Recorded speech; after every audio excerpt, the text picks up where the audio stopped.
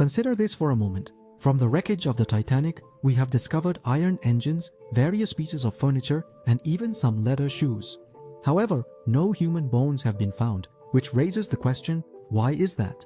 Given that all solid objects remain intact, where did the bodies that sank with those items disappear to? To begin with, the Titanic shattered and sank to an astounding depth of 12,500 feet in the North Atlantic Ocean.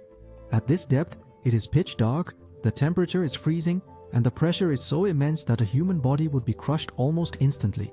However, the primary reason for the absence of human remains is the process of deep-sea decomposition. When a body descends to such profound depths in the ocean, the decomposition process of soft tissues commences almost immediately, as sea creatures such as hagfish, amphipods, and deep-sea worms begin to consume the flesh entirely within a matter of weeks.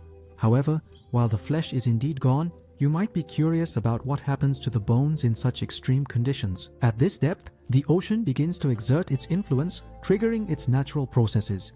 Human bones, primarily made of calcium phosphate, gradually start to dissolve due to the effects of salt water and intense pressure.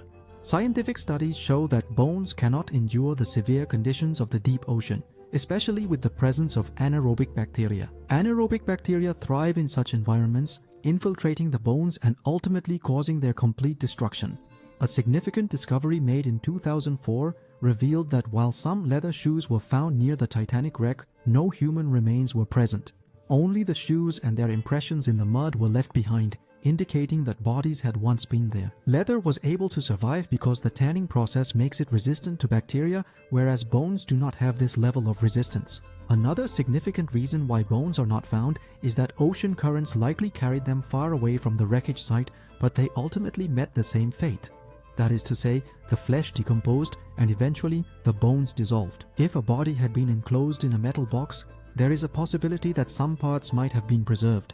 However, due to open exposure, the remains were completely erased.